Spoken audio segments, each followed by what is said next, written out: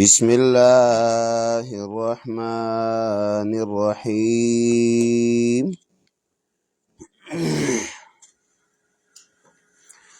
فادعوا الله مخلصين له الدين. د قرآن کریم فضائل او د عالم فضائل مخکې درس کې ذکر شو. نننی عنوان دی څه حصہ په باره د اخلاص کې او د آداب د قرآن کې ده.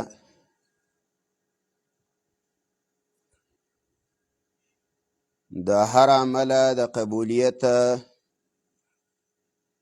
دار و مدار دا د انسان په نیت باندې دی. د انسان نیت برابر وي او مومنی او په عمل باندې نیت د یو الله د پاره نو دی عمل باندې انسان ته ثواب ملاویږي آخرت کې. او چې کله عمل حسن وي ښایستی خو په هغه عمل کې نیت د انسان د غیر الله نو د الله په نسبت باندې د عمل قابل د قبول نه دی.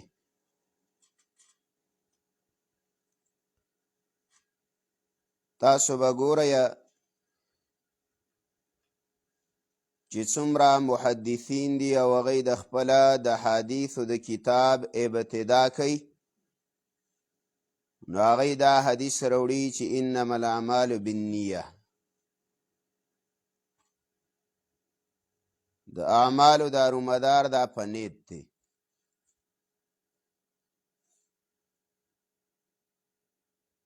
او دا ولې کوي؟ دا د دې دپاره چې ویونکي هم نیت د الله دپاره کي او اورېدونکي هم نیت د الله دپاره کي.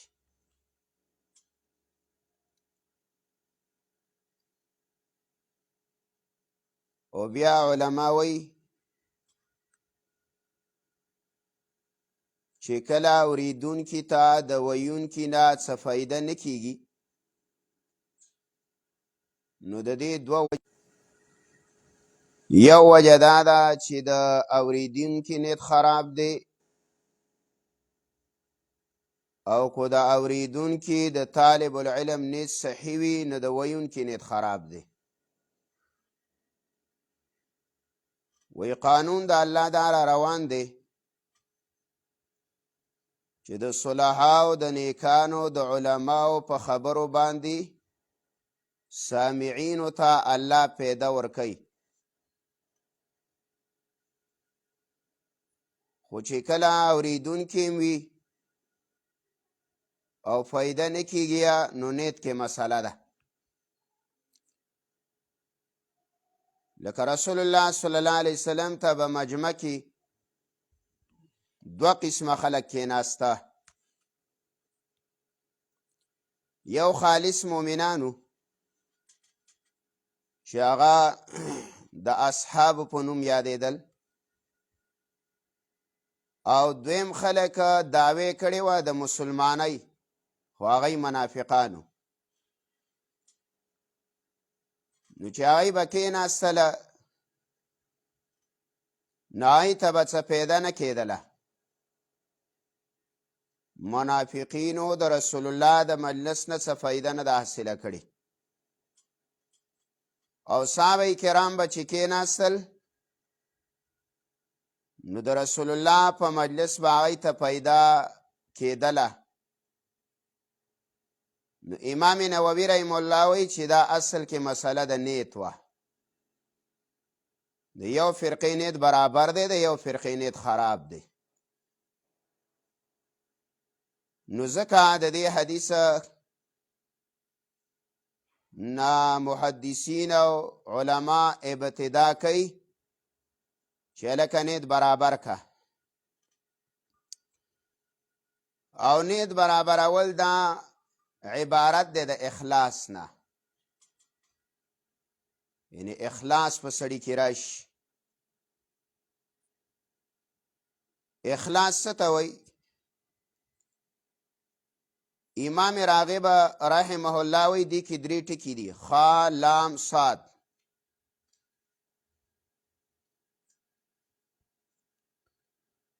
وی خا کې اشاره ده عمل دا خاص که د غیر نه، یعنی غیر الله څوک پکې مه شریکوه. او لام کې اشاره ده لله،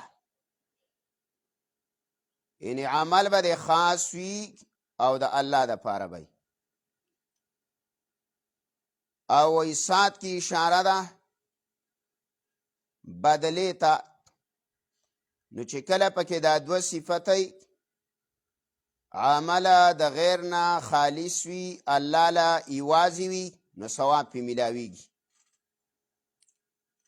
او دا خلاصه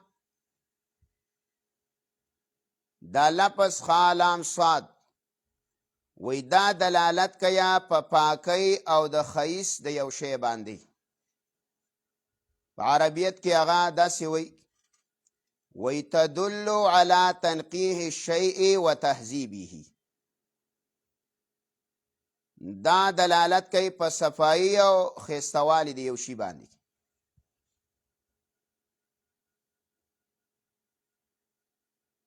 او اخلاص څه ته وایي؟ اخلاص دې ته وایي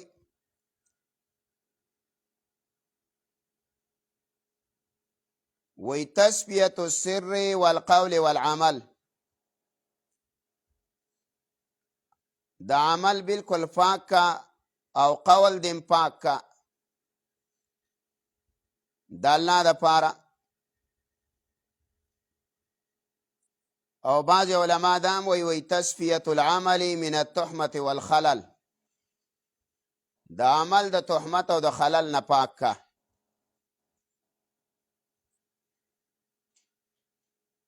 علامہ جورجانی رحمه الله لیکلی دی و اخلاص دیتا ویا اللہ تطلب لعملک شاہدا غیر اللہ، چې دا اللہ نه ما سوا په دې عمل د څوک گواه جوړ نکي. دا اللہ نه ما سوا دا عمل بل چاله مکوه.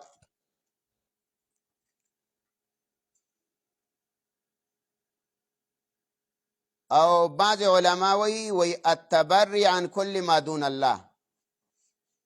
دا اللہ نه ما سوا د هر څه نه بایکاټ تبری کول دی ته اخلاص وی. او په دې کې ډېره احادیث مبارکه او روایات دي.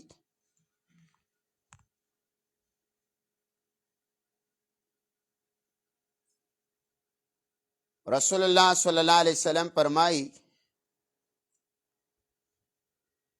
ومن تطيب لله جاء يوم القيامة وريحه أطيب من المسك ومن تطيب لغير الله جاء يوم القيامة وريحه أنتن من الجيفة. دا خوشبی او معمولی چیز دی. وی کو یو سړی خوشبی ولګی د الله د پاره، د قیامت په ورځ باندې د دې بویا د مشکو نه بهتري. او کو یو سړی خوشبی ولګی د غیر الله د پاره، د خودلو د پاره، د ریا د پاره، وی د قیامت په ورځ به راشي او د مردار مړ شي نه به دا بویا بدتر وي، ګنده به.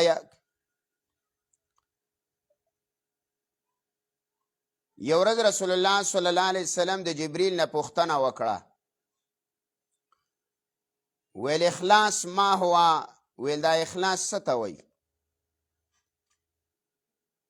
جبریل علیه الصلاة والسلام ویل ما ته پته نشته. د اخلاص په معنی کې جبریل علیه السلام د الله نه تپوس وکړو چې ربه اخلاص څه ته وایي؟ نو الله فرمایي وی سر من سری استودعته قلب من احببته من عبادی. دا یو راز دی او دا یو امانت دی زما د پټو رازونو نه الله وی زه د هغه سړي زړه ته کوزومه چې کم بنده الله وی زه خوښ کم، باقي بس اخلاص پیدا کړ. دا پټ راز دی. فضیل ابن عیاض رحمه الله وی ترک العمل لاجل الناس ریاء، وی د چا د وجه نه پرېښوستل د عمل دا ریاکاري ده چې عمل نه کوي چې یاره دا پلانې به وایي چې دا خو عمل کوي. وی ترک العمل لاجل الناس ریاء والعمل لاجلهم شرک، او وی د چا د وجه نه عمل کول دا شرک دی. او وی والاخلاص الخلاص من هذین، او اخلاص دې ته وایي چې د دوانو نه پکې اخلاص وي، نه د چا د وجې نه عمل کې او نه د چا د وجې نه عمل پرېږدي. مدارج السالکین علامه ابن قیم رحمه الله د فضیل ابن عیاض قول نقل کړی.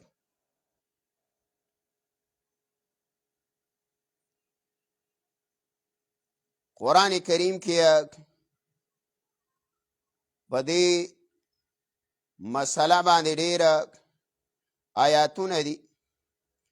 تقریبا د تفسیر علما ویا چې 22 آیاتونه 22 آیاتونه په باره د اخلاص کې راغلي په قرآن کریم کې، او دارنګې په حدیثو کې رسول الله فرمای صلی الله علیه وسلم چې یو سړی په اخلاص سره کلمه طیبه ووایي لا اله الا الله، نو وایي دته د اسمان دروازې د قول ته کولاوی چې په اخلاص سره وی لا اله الا الله، نو وایي فتحت له ابواب السما، د اسمان دروازې ته کولاو شي. او وی د دې سړي دا کلمه عرش ته رسی، خو کله وی مجتنب الکبائر چې دا سړی د کبیره ګناه نه ځان ساتي، نو د په دې کلمه کې دومره طاقت بیا.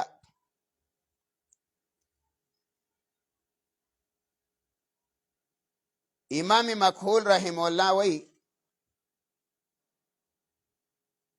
وی کو په کم بنده کې څلوېښت ورځې اخلاص پیدا شو، یعنی دا عبادت کوي، مونځ کوي، روژه نیسي، تلاوت کوي وغیرہ عمل حسنه، 40 دن تک د 40 ورځو پورې دې سړي اخلاص وو، نو وی الله د زړه او د ژبې نه د حکمت چینه روانوي. علامه ابن قیم مدارج السالکین د مکحول قول نقل کړي.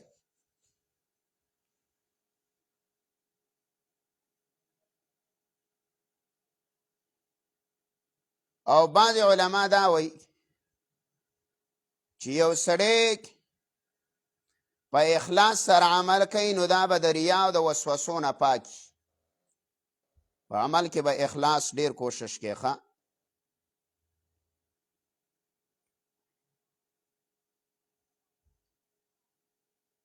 یو سړی رالی د رسول الله صلی الله علیه وسلم د صحابي خواله د عباده بن صامت رضی الله تعالی عنہ خواله یو سړی رالی، ویل ماله د دې خبرې په باره کې جواب را چې یو سړی مونځ کوي خو دا غواړي چې په دې مانځه باندې زما وروسته خلک صفت وکړي. د دې سړي باره کې عباده بن صامت رضی الله تعالی عنہ ستا څه خیال دی؟ ایصلی الرجل چې دا مونځ کوي او ويحب ان يحمده، او دا خوښیه چې یاره زما خلک صفت کوي.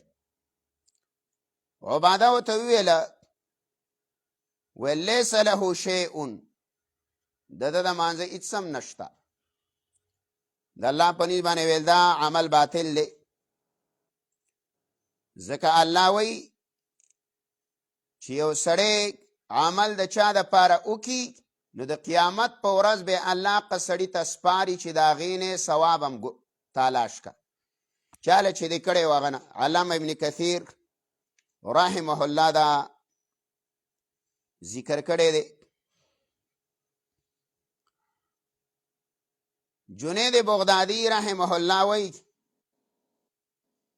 وی دا اخلاص یو داسې شی دی وی سر بین الله و بین العبد لا يعلمه ملک ويكتبه. وی دا اخلاص دا د الله او د بنده په مابینځ کې یو راز دی. لا يعلمه ملک، ملائک ته خبر نه دي. ويكتبه چې وی لیکي. ولا شیطان فیفسده، او نه ته شیطان خبر دی چې د عمل ولا فاسد کی. ولا هوا فیمیله، او نه څه خواهشات وغیره. د اخلاص په باب کې موږ اوږده خبره کوو، خو لیکن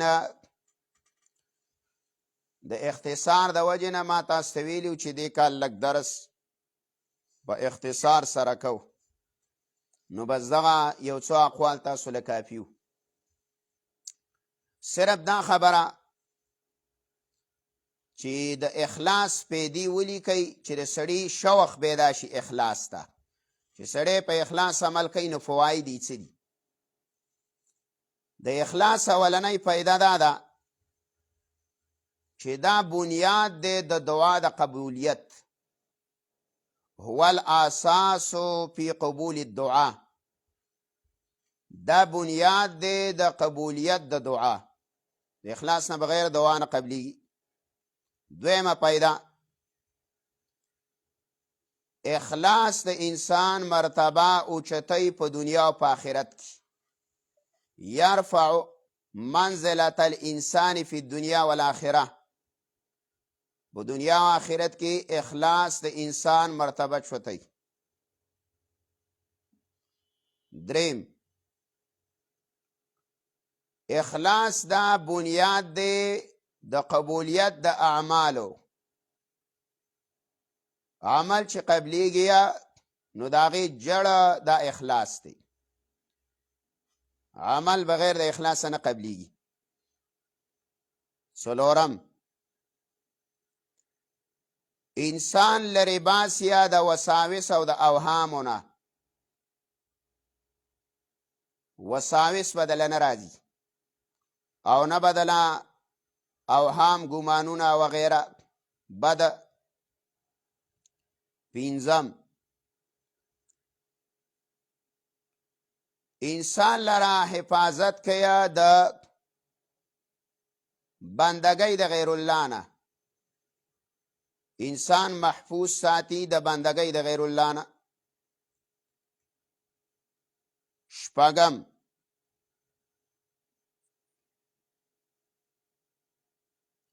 د انسان تکالیف لرې کوي په دنیا کې. تکالیفو کې چې سهولت راولي دا اخلاص.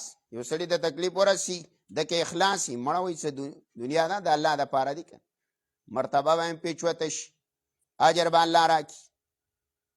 نو سړی اسانۍ د ته تکالیف سهولت پیدا کوي. اومه، ایمان ته تقویت ورکوي. اخلاص په ایمان کې تقویت پیدا کوي.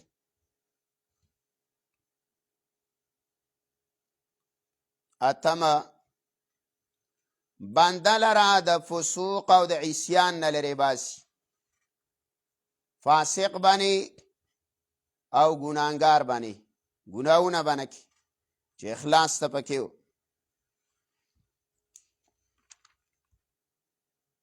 او د عدم اخلاص په باره کې او تاسو حدیث د مشکات د کتاب العلم معلوم دی، د ابي هريره نقل دی چې یو سړی د علم دې دپاره وکړي چې لیماری به السفهاء او لیجاری به العلماء او د خلکو او یسرب به وجوه الناس الیه، دا درې کارونه کوي. یا د چانه خوراکو کې بل حدیث کې راځي د ځان له ابواب دي. علم د دې لکلی دی چې د علماو سره مناظرې باسونه کې او باطلو سره شته. ادفع بالتي هي احسن، هغه به هلته تفصیل وکړو د باطل پرست سره به کې. نو د علماو سره باسونه کول په علم، یا د ساده سره امیانو سره جګړې کول، او یا د خلکو مخ ځان ته راړول چې یاره زم داسې علامه یم او داسې. نو د الله نبی وایي دا سړی به د قیامت په ورځ د جنت بیم وینیني چې اخلاص پکې نه و. نو د اخلاص پیدا کېدلو دپاره به دوام د الله نه کې چې ربه اخلاص مې په عبادت کې نصیب که. صرف د عدم اخلاص علامات واوره چې سړی کې اخلاص نه کنه نو دا نښې دي. نو چې دا د پکې ما او تا کې پکار ده چې وی باسو چې عمل ضایع نشي، برباد نشي. 4 نښې عالم ذکر کړي دي. 4 علامې. یو دا ده چې الکسل عند العباده فی الوحده، چې کله ځان لیا نو په عبادت کې سست دی. چې څوک نه کنه بس عبادت نه ځان خلاصوي، ټک او څپ مونځي. او دویم والنشاط فی الکثره، او چې خلک کنه نو بیا داسې چې بس عبادت ته سم منظرې. دا د عدم اخلاص نښه ده چې ځان له پټې کنه نو بیا په عبادت کې سستی، او چې کله خلک یا نو په عبادت کې چستی. دریم حب الثناء علی العمل، دا خوښیه چې یاره زه د عمل وکم او خلک مې صفت وکړي. نو په عمل باندې دا خوښول چې خلک مې صفت کوي، دا د عدم اخلاص علامه ده. دینه به ځان ساتي. د دې د وجې نه دینه منم راغلی ده چې مخامخ د چا صفت نه دی پکار. دا د زبه کو زبه په یو روایت کې راځي سړی دی حلال کو په پڅه چوړ کوي دی حلال کو. په یو حدیث کې راځي د الله نبی وایي سړی دی تباه کو هلاک دی کو مخامخ دی ول صفت وکړو. ولې داسې نه چې د عمل کې څه مسله رانشي. بیا یو عالم ذکر کړی دی چې کله روبرو ستا د یو عمل او ستا د یو کردار څوک صفت وکړي نو استغفار ووه، او لا حول ولا قوة الا بالله ووه. یعنی ځان عاجزه ګڼه چې یاره ربه زه خو د دې نه ومه، او دا خلک په ما باندې داسې ګمان کوي یا زما د عمل خو دومره نه، او دا خلک زما د عمل دومره صفت کوي. نو په هغه باندې استغفار او کلمه د لا حول ولا قوة بار بار ویل چې د شیطان وساوس ختم شي. څلورمه نښه دا ده چې په عمل باندې طلب د مال یا د جا کوي. لکه عمل وکي نو اوس دا طلبګار دی چې یاره څوک څه شی راکړي، او یا ویه چې یاره څوک مې مرتبې ته وخیجوي. لکه یو سیاسي سړي نه ما بیان کې اورېدله، مخامخ مې ترې نه دی اورېدلي ځکه چې زه د هغو بیان ته نه مناس، خو نقل مې ته اورېدلی دی او نقل حقیقت وکړ. نو هغه کې ویله چې تاسو موږ مشران نه کړلو او دا مردار هم زموږ پیټۍ ته وانه چله، ویله تاسو له چې موږ دا جنازې کړي، او ویل تاسو چې موږ بیمار پورسین هم دلی کړي دي. نو معلومه دا شوله چې په عمل باندې څه لټاو، څه شی لټاو، نو عمل دی برباد دی. دا د عدم اخلاص نښه ده. دا به نه کې که ته د چا بیمار پرسی کې او خاص کر عالم دا به یو الله دپاره کوي د چا نه به مرتبې او رتبې به دی نه غواړي علي رضی الله تعالی عنہ فرمایي وایي د ریاکار سړي څلور نښې دي چې څه یو سړی ریاکاري که نه نو وایي د دا څلور نښې دي د ریاکار سړي اوله نښه وایي په تنهایي کې سستی او د خلکو په مجمع کې هوښیار او چستی دوه نښې دا دي په تنهایي کې سسته او په مجمع کې چسته دریم نو وایي چې تعریف او صفت یې څوک وکړي نو نور محنت هم کوي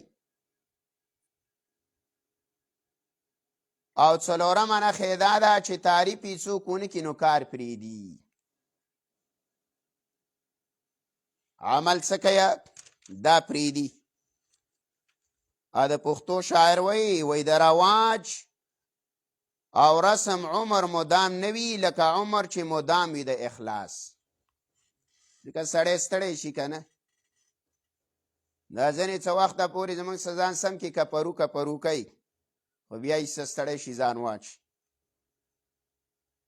نو یو به ګوره په عملونو د چا مقابلې نه کوي داسې نه وي چې یاره د پلاني مقابله کوم نو بیا به دې په قول او په عمل کې به دې لچک نه علما وایي لچک څه ته وایي راښکله ځکه په قرآن او حدیثو کې دا مقصد دی چې هغه خلک برابرۍ راکاږي دي خو چې کله دې مقابله کړله او د چا د وجې د عمل کو خو عمل لاړې د منځ دا قوله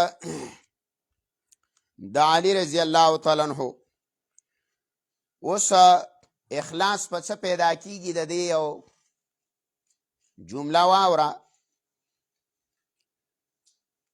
شقیق ابن ابراهیم وایه چې په د اعمالو قلا دا درې چیزونه دي د اعمالو قلا یہ 3 چیزیں ہیں درې اشیاء دی وای اول یو به دا عقیده ساتي چې عمل مې وکړو نو د عمل مې د الله په توفیق وکړو نسبت به الله ته کې داسې به نه وی چې یاره ما په مټ او په طاقت وکړو او یاره په ما کې صلاحیت نه عقیده ساتله چې عمل مې وکړو نو د عمل مې د الله په توفیق کړی دی دویمه قاله د عمل مقصد د الله رضا وي د عمل مقصد د الله رضا وي دریمه قاله د دغه عمل ثواب امید صرف د الله نه ساتل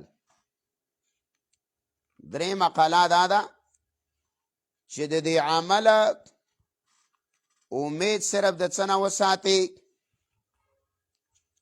د یو الله نه نو بس په دې به درته څه میلاویږي ثواب به ته میلاویږي دا د اخلاص په باره کې یو څو خبرې وي دویم عنوان د ننني درس ادب دی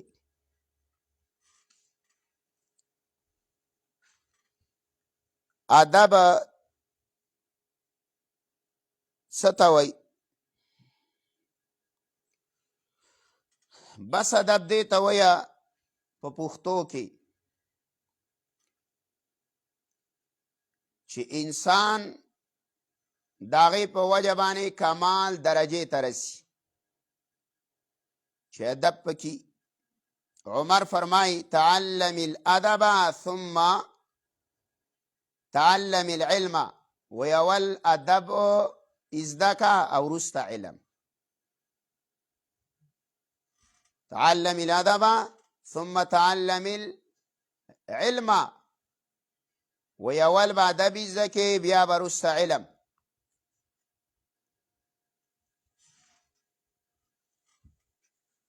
علی رضی الله تعالی عنہ وی لكل شيء ثمن وثمن الانسان العلم والادب. وی دا هر شی یو قیمت وي او د انسان قیمت دا علم او ادب دی. چې ادب هم در سره او علم هم در سره.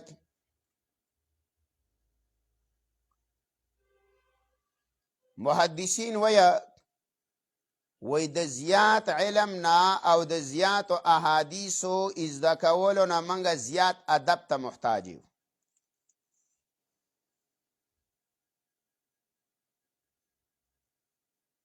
ابواللیث سمرقندی وی رحمه الله وی د اسلام 15 قلاونه دي. اسلام په 15 قلاونو کې باندې اول یقین، دویم اخلاص، دریم فرائض، څلورم تکمیل سنن، پنځمه حفظ ادب.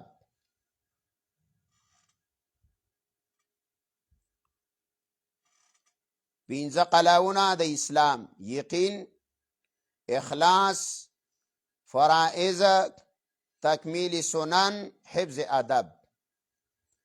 او بیا وی چې کله انسان د آداب نگرانی کوي نو وی شیطان د دنه مایوس شي.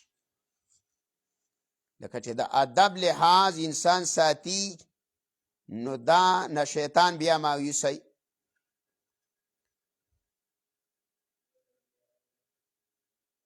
او چې کله انسان ادب پریدي نو شیطان په د باندې سنت پریدي. وی چې کله سنت پریدي نو بیا وی تارک د واجباتو شي، او چې کله واجبات پریدي نو بیا تارک د فرائض شي، او چې کله فرائض پریدي نو وی د دا په یقین کې اختلاط راشي، ګډوډوالی. بس بیا دا سوچونه کوي چیرې دا قیامت دا مولان وی رښتیا به او دا د قبر عذاب به دا رښتیا. دا ځنې اوس پکې اخته شوي کن په دې مسلو کې. دا ادب ګوره ډېر لوی څیز دی. بعضې خلک دلته یو عالم دی او زه د ډېرو جماعتونو نه واوښتم را واوښتم، کله یو له کله بل. خو یو مشهور جماعت یاده وی چې د دوی د علماو د طلباو شان بېدبه خلک ما ونه لیدل. هغه نور ته په زړه کې پوهېږي. وی پخپله وی صحیح ده چې دومره بېدبه ما، دا حقیقت دی. بله ورځ دلته یو طالب العلم دی، امی طالب العلم دی، هغه راځي دلته سبق له ماخوستن. نو ما ته ویه چې یو سړی او قبلې ته تش راګ وه. نو وی بل ورته غږ وکړو چې لکه قبلې ته ناست وی ویل چې قبله پکې چا راوستي. نو مل دا خو به دې جمله کفر ته رسېدلې. اهل قبله خو څه مسلمانی د قبلې قائله، او چې قبله پکې ته وی چا راوستي خو په کفر کې خو دې شک نشته. نو مال ورته ووایه کو کوړی دی نو دوباره تجدید د نکاح وکړه او بیت لا اله الا الله ووایه. د آدابو به رسول الله صحابه دومره لحاظ ساتلو چې یو سړی ولیدو او هغه قبلې طرف ته لاړې توکړې. په حدیث کې راځي رسول الله صلی الله علیه وسلم صحابه ته وویله وی دې سړي پسې به آینده اقتدا نه کوئ، دا به امام نه جوړوئ. چې کله هغه سړی د صحابه مخکې شو نو صحابي د مټ نه ونیو ویل را درې شه د مسلې نه. هغه ویل ولې؟ ویل موږ ته رسول الله وی د پسې به مونږ نه کوئ. هغه امام لاړې او د رسول الله نه پوښتنه وکړه، ویل د الله پیغمبره ما څه چل کړی چې تا صحابه ته ویلي ما پسې اقتدا مه کوئ؟ نو ورته ویله ته ما ولیدلې چې تا قبلې بېدبي کړې لاړې د قبلې ته توکلي. او اوس بعضې خلک د لیټرین کموډ هم د قبلې په طرف کوي په دې کې څه حرج وای نشته. ادب چې دی که نه دا علما وایه چې دا رویم رحمه الله وی یا بنیا بچی ته نصیحت کاو وی یا بنیا اجعل عملک ملها و ادبک دقیقا یہ بچوڑیا وی عمل د مالگی عمره کوا مالګه څومره لګی په سالن کې بچوڑیا ویلا علم عمل د مالګي عمره وکا خو ویل ادب نه وړه جوړ کا غواره ادب پکې ډیر یعنی وړه ډیرې مالګه په وړو کې څه نو ګوره چې ادب ډیری او عمل د خیر د ستا کمی خو د ادب لحاظ به څه کې دا به ساتي.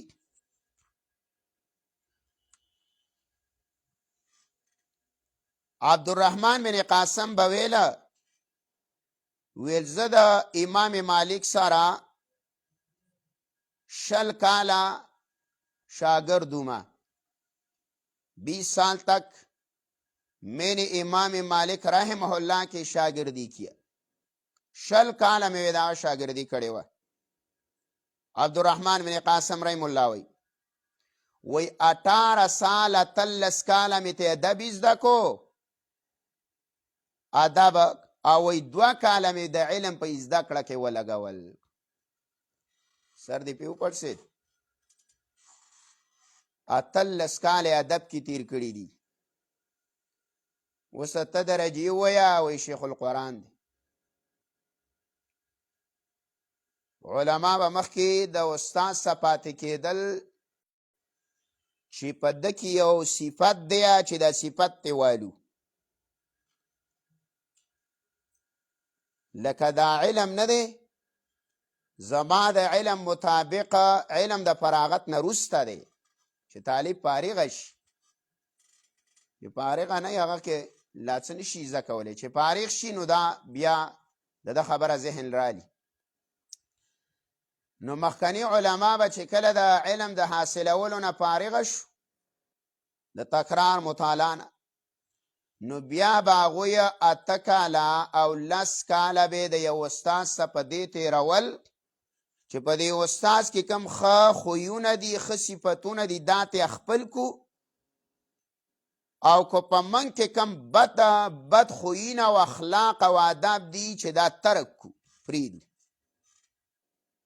او دا حقیقت خبره ده ته د مشرانو خوا لاړ شي سړي علم ته څومره شوق پیدا شي د هغه لکه عبادت ویني اسکار د هغه د مخ نورانیته د هغه اخلاق سړی وي یاره زه مطالعه زما خو خپل دغه عادت دی ستاسو نه نیمه خبر زه کله د مفتي حبیب الله صاحب خوا لاړ شم 2 میاشتې 3 میاشتې پس کله داسې لاړ شي یا سړی د مفتیه مجتبی دامت برکاتهم العالیه خواله مفتیه سراج الدین دارنګ شیخ القرآن دارنګ یا شیخ خاکی دا سراواله شیخ د ټان خطا دا زمونږ مشران دي بځای خواله کله کله ملاقات لزا زیارت لورزا کله کله او هغوی ته د هغوی سره لږ صحبت کې کېنه نو چې لږ صحبت کې کېنې نو استاد د هغې پیدا دا راوځي چې د سړي د علم دین سره شوق پیدا شي او په 2-3 منټه ناسته کې د هغې د خولې نه داسې ملغلري سړي ته راوخیږي چې هغه اکثر د هدایت ذریعه الله ګرځوي. زه کله د دې مشرانو سره سفر لزمه او په دې نیت باندې ځمه د دې خبرو ته غوږ ږدم چې دا څه وایي نو کله د یو مشر صحابي ګوره موږ یو ځله د شیخ عبدالجبار دامت برکاتهم العالیه دا یې سره شورا لتلو نو بیا قیسې شروع دا اوس ډېر مواد دي که نه ډېرې سختې تېرې کړي په دې علاقو یې موږ ګرځېدلي وو او ویل پټ به ګرځېدلو خلک به په ګټو شو چې پنجپیری دی نو اوس خو موږ ته الوا ده ارځي کې رورا تقریر دی او بیانونه دي او دا دي نه څه رکاوټ شته نه څه مسله شته او خو لارې هوارې کړي.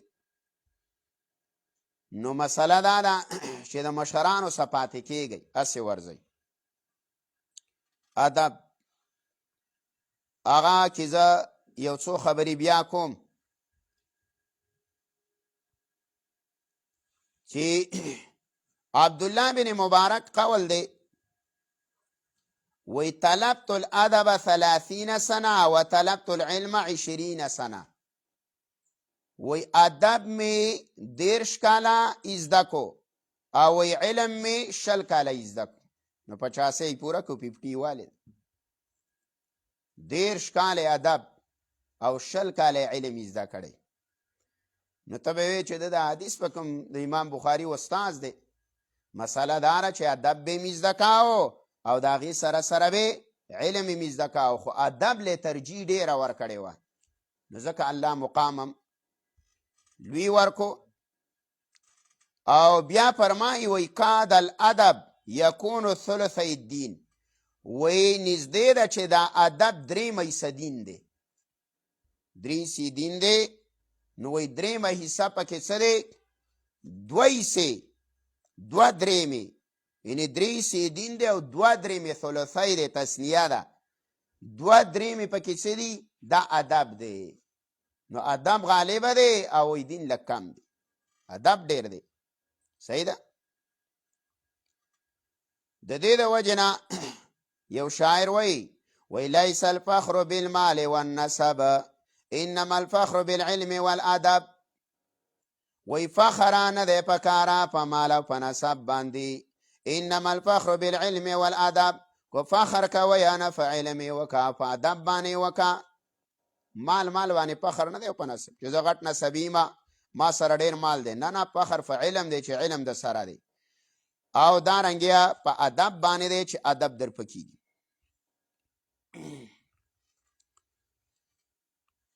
من خو آداب د قرآن وایو، نو هغې ادب ذکر کوم زه، لیکن د هغې نه مخکې چې د چا نه قرآن وی او د چا نه کتاب وی استازي، نو د استاز تعظیم احترام متفقه مسله ده بلا اختلاف، چې په شاګرد باندې د استاز احترام او تعظیم دا واجب دی، وجوبی مسله ده.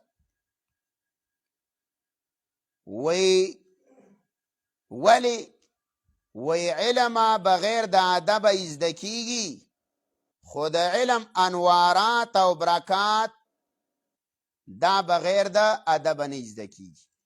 ستا په علم کې چې برکتونه راځي، انوارات او خیر، نو دا په ادب سره راځي. اکثر منګه دا لوی علما چینو کنه، نو څوک چې اوس پات شي وای دا خو لوپارو او دا پلانې خو په طالبای کو لوپارو او دا به ټکي کتاب نه یاده او دا به مطالعه نه کوله او دا خو چې داغه نور اجر لراولټي. نو مسله دا چې یا خادم پاتې شوی د استادانو، یا داغه دواګانې اغستې وي، یا ادب ډېر خیال ساتلی. رسول الله فرمایي صلی الله علیه وسلم وی اکرم العلماء فإنهم ورثة الانبیاء فمن اکرمهم فقد اکرم الله ورسوله. اکرام او عزت کوي د مولانو، ځکه دا د انبیاء وارثان دي، او چا چې د یا اکرام وکړو عزت، نو د اکرام د الله او د رسول وکړو. نو اکرم العلماء ښه. ابي امامه رضی الله تعالی عنہ فرمای وی 3 کسان دي چې سپکاوالی نه کوي مګر منافق به ولا کوي. د 3 کسانو سپکاوالی دا مؤمن نه کوي. څوک یې کوي؟ منافق. یو ذو الشیبه، سپینګیری په اسلام کې د دې بې عزتي کول، د دې بې احترامي کول، دا د منافق سړي کار دی. دویم ذو العلم، یوا چې خاوند د علمي، نو په سپکه به ورته نه ګوري. او دریم امام مقصد، هغه امام چې هغه عادل وي، منصفه باچا، د دې درې کسانو سپکوالی نه کوي مګر منافق یې وی کوي.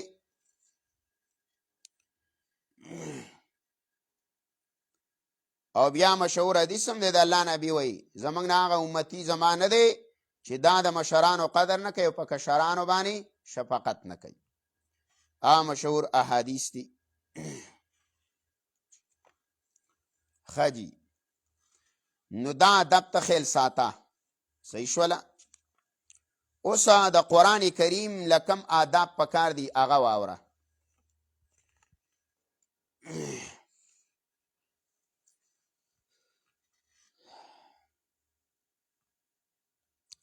ادب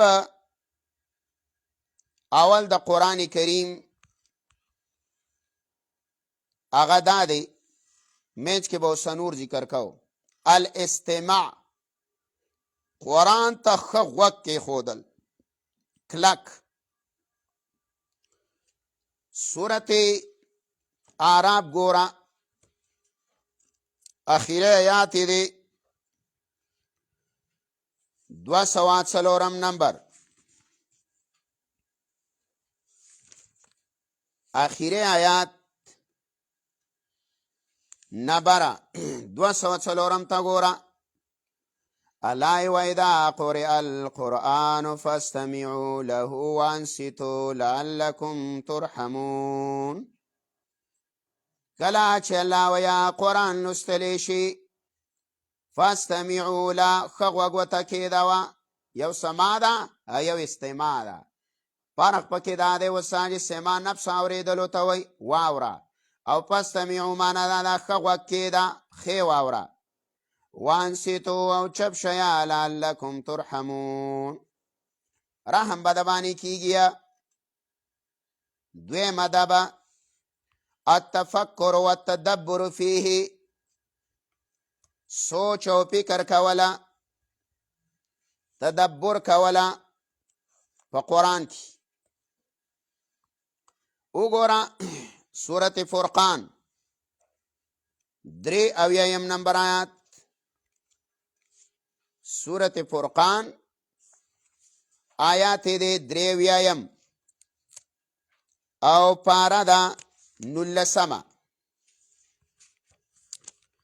83 نمبر آیات پارا 19 ګوره وتا.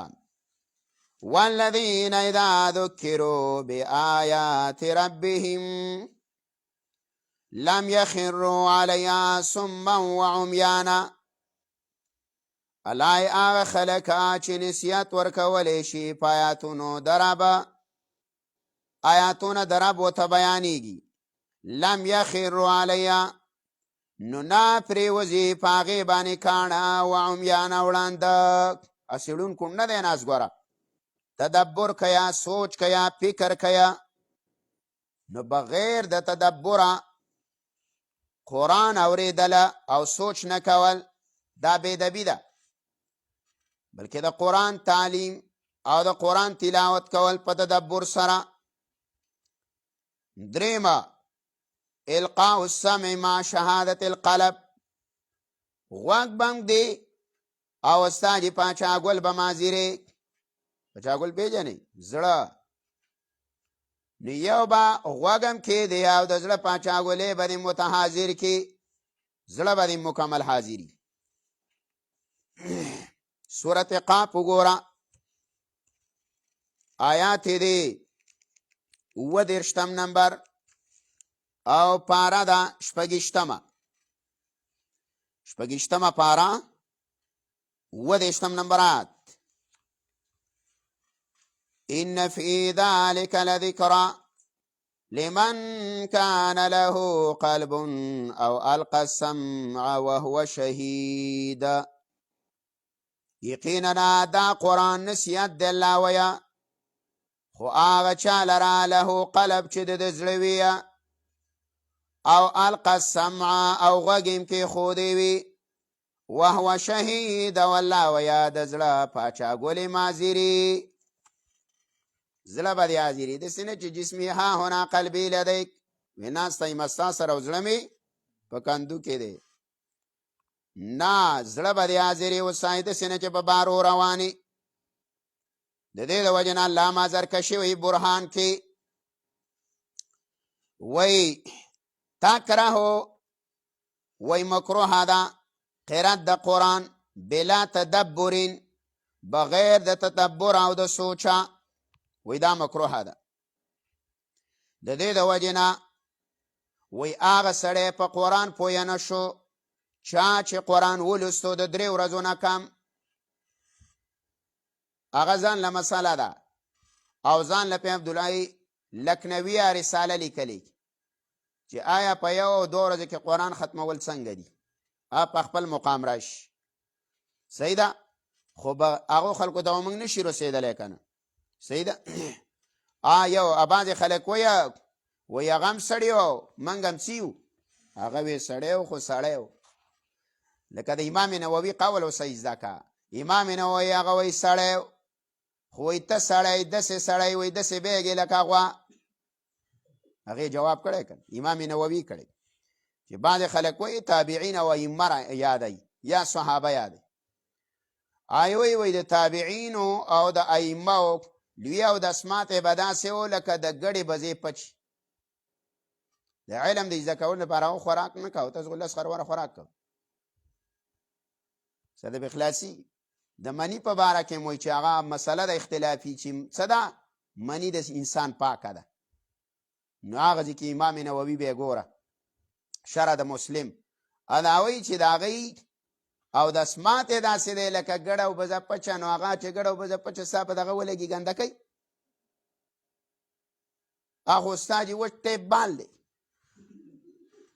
ټیپ ته تاو دی منځ کې بال دی او د نن سبا زمانې د خلکو نو په خپله فکر وکړه نو وایي د قرآن کریمه چې د 3 ورځو نه کمې وه وایي دا څه ونه کو بلا تدبر وی قرآن ویلی د منع ته راغلی ترمذي او د ابو داود روایت دی. عبدالله بن مسعود وی چا چې خبر درکو چې یو سړي د شپې په یو شپه کې قرآن ویلی دی نو وی دا څه ده وی دا جلتی ده هسې ګپ دی وی داسې حقیقت نه دی لکه قاریان به کوو که نه وي په 3 ورځو کې به ختم کوو اوس هم دا ځینې فضولیان کوي نو 3 ورځو کې څنګه ختم کړي چې په یو قال او په الله اکبر باندې پیږي او نور درته پته نه لګي داسې نه خو نه تلاوت ښه دی.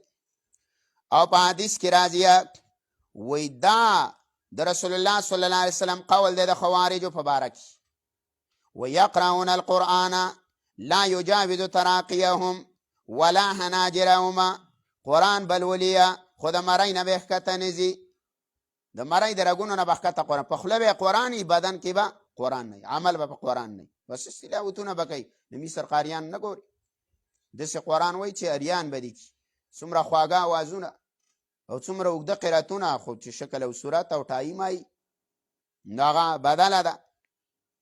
نو دا حدیث نه وسادي منه راغلی صحیح ده نو په فهم باندې به وسادي قرآن وی په تدبر باندې به قرآن وی. څلورم عدم مس القرآن بغیر طهاره قرآن به نه ټچ کوي بغیر د طهارت نه طهارت باندې به قرآن رالی.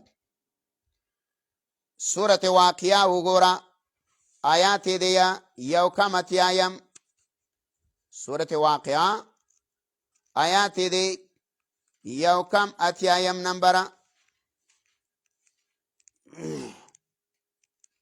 یو کم اتیایم او پارا دا ویشتما التوی لا یمسه الا المطهرون نبا ټچ کیا دی قرآن لرا مگر آغا سڑے بے ټچ کیا چی آغا پاکوی سپا سترہ سڑے لا یمسو الا المطهرون. اوس پدې کې د علماء اقوال دي صحیح ده چې لا یمسوه ضمیره دا قرآن تراجع دی او که کتاب مکنون تراجع دی التمخ و انه لقرآن کریم فی کتاب مکنون نو پدې کې اختلاف دی په دې ضمیر کې مفسرینو چې لا یمسو نه به ټچ کوي دا قرآن نه به ټچ کوي دا کتاب مکنون مگر پاک نو کو چرته کتاب مکنون ته راجع شي نو بیا ترنه مراد ملائک دي چې دا قرآن نه ټچ کیا مگر پاک ملائک صفا سترا. دا قول د عبدالله بن عباس او د اکرام او د مجاهد دی. هغه وی دا د کتاب مکنون ته راجع دي. نو مطهرون نه مراد څوک دي؟ ملائکه. اوس په دې کې څلور اقوال دي چې دا طهارت به د څه نه. یو قول دا دی چې المطهرون من الاحداث، پاک بیا د بیا اودسۍ نه. دا قول د جمهورو دی. بیا اودس سړی به قرآن نه رالي. صحیح ده. دا خبر دی په معنی د انشاء. بیا اودس سړی او دا به پاکي د حدث اصغر او د اکبر نه. نه به په حالات د جنابت کې، نه به بیا اودس یا قرآن به نه ټچ کې. دغه رنګې دویم قول دا دی چې د مطهرون نه مراد څه دی؟ المطهرون من الشرک، د شرک نه به پاکي. مشرک سړی به قرآن نه رالي. نو مراد ته څه دی؟ المطهرون الموحدون. قرآن به صرف موحد سړی وی، مشرک به نه وی. صحیح ده. اوس دلته د ټچ سره دلته خو چې رالي هغه نو چې ته موحد مراد والی او مشرک به نه ټچ کوي. نو اوس به مراد دای ښه چې لا یمسو الا المطهرون، نه به ټچ کوي مگر موحدین. مطلب یې دا دی چې د مس نه مراد دا دی العلم والفهم، ای لا یعلمه الا الموحدون. د قرآن په علم نه پوهېږي مگر موحد به پوهېږي. پوه نه شوې؟ په قرآن کریم باندې به صرف په هغه سړی پوهېږي چې د هغه عقیده برابره موحد یا مشرک نه. نو که مشرک ډېره مطالعه وله وکړي او ډېر تفاسیر ولې د ابوجهل نه غټ عربیدان و، د ابولهب نه و، نه، خو مشرک و په قرآن نه پیدل کړي. قرآن ته بیا اساطیر الاولین ویل دا قیسې دي د پخوانو خلکو. نو قرآن په مغزو باندې الله نه پوهه کړي. دا قول والثاني معالم التنزیل کې دی، علامه ابن جوزی نقل کړي. دریم قول دا دی المطهرون، مراد د مطهرون نه څوک دي؟ اغا من الذنوب والخطایا، ای پاک بیا دا سړی نه به ټچ کوي قرآن لره، پاک به ټچ کوي. پاک څوک دی چې د ګناهونو نه پاک یا د وړو د غټو نه. نو چې کله سړی دا په دې باندې ته پېښ شي چې د علامه زرکشي لس علامې زه ذکر کم دته او دلته ته ذکر کوم او بیا په هغه ځای کې ساصرف عن آیاتي الذین، هلته به یا مړي وي یا به لا ژوندي وي. څه پته یې لګي؟ نو چې د مخکې نه یې زده کړي. نو ویا چې د ذنوب د ګناهونو نه پاکي یا د خطایاو نه پاکي یا د خطایاو نه د دېو نه پاکي. دا قول د ربیع بن انس دی. دا ابن جوزی ذکر کړی زاد المسیر. او زه به تاسو ته یو کتاب هم یادومه د تفسیر، هغه ځان له اخلی در د بخلاصیږي. نو یو ځان له زاد المسیر والی د علامه ابن جوزی. بس چې دا یو د مطالعه کو کنه سم جوور د ټولو تفسیرونه به خلاص. دې سړي کمال کړی، کمال چې په آیات کې څو توجیهات دي. این دا توجیهات چې زوام دا څو توجیهات چې دا ټولې ذکر کړي لکه د بل تفسیر نه د خلاصۍ چې دا او کمال بیا دا دی چې دا کومه توجیه ذکر کوي معنا، نو دا صحابي او دا تابعی یا د تبع تابعی نوم مسیادی چې دا قول د پلانی دی، دا قول د پلانی دی، دا د پلانی دی. نو کمال یې کړی دی. تعجب به دې سړي ته وکړي. الله دې قبر منور کړي، احسان دې منګه باندې کړي. او څلورم قول دا دی چې د مطهرون نه مراد دا دی چې انه لا یجد طعما ونفع الا لمن آمن به. ای د قرآن د لذت او د خوند نه خبرېږي مګر هغه سړی چې ایمان پې نه راوړي. نو مطهرون نه مراد څه دي؟ ایماندار مؤمنان. دا قولم د ابن جوزی دی زاد المسیر. پنځم ادب د قرآن الاجتناب من التکبر، ځان بساتې د تکبر نه. متکبر الله پویه د قرآن نه ورکوي. او دارنګې چې د هغې سره کم لواحق دي د تکبر سره، چې هغه موانع د فهم د قرآن دي. سړی د قرآن کریم د فهم نه منع کوي، یو تکبر دی او د دې سره نور ملګري دي. ګوره ورکو ډېر چرګوړي وسدي، د هغه نه به هم ځان ساتي. دا موخلي په فهم د قرآن کې، یعنی انسان له ناپوهه د قرآن ورته به ډېر کوشش کوي، خو هلته پکې موانع موجود دي. صحیح ده. نو اوس راواړوه سورت اعراف 146. سورت اعراف آیات دی 146 پاره د 9. هلته الله وایي سأصرف عن آیاتی الذین یتکبرون فی الارض. زبا منع کم الله ویا د پوهې د آیاتونو نه خلقو لره چې هغوی تکبر کیا. امام مجاهد وایي سأصرف په معنا د سأمنع، زه به یې ترې واړومه، منع به یې کم ورته به یې ګران کمه. دی به په قرآن کریم په آیاتونو باندې نه پوهېږي. دې د وجې نه یو تفسیر شروع کړی، تفسیر یې شروع کړی چې یو 4 سپارو ته رسېدلی و. ویل چې دا خپلې خولې غواړي، او ویل چې زما خوله د اسرائیلیاتو دپاره ده، زه به ته دا منګړت حدیث وامه، خو قرآن درته نشم ویلی. ځکه قرآن ځان له خپل خلک دی استادي. دا آیات چې د کله ووه که نه، نو بیا به په الاتقان د علامه سیوطي او البرهان د علامه زرکشي، دا به په دې آیات وګوري چې هغه استاد یې وله بیخ ایستلی دی. هغه وایي د قرآن د فهم دپاره، د معنی او د وحی دپاره چې په انسان باندې د قرآن رازونه الله کولاوي او د قرآن صحیح معرفت الله دله ورکوي. نو وایي دا به دا څو کارونه نه کوي، دا 9 کارونه به نه کوي. 9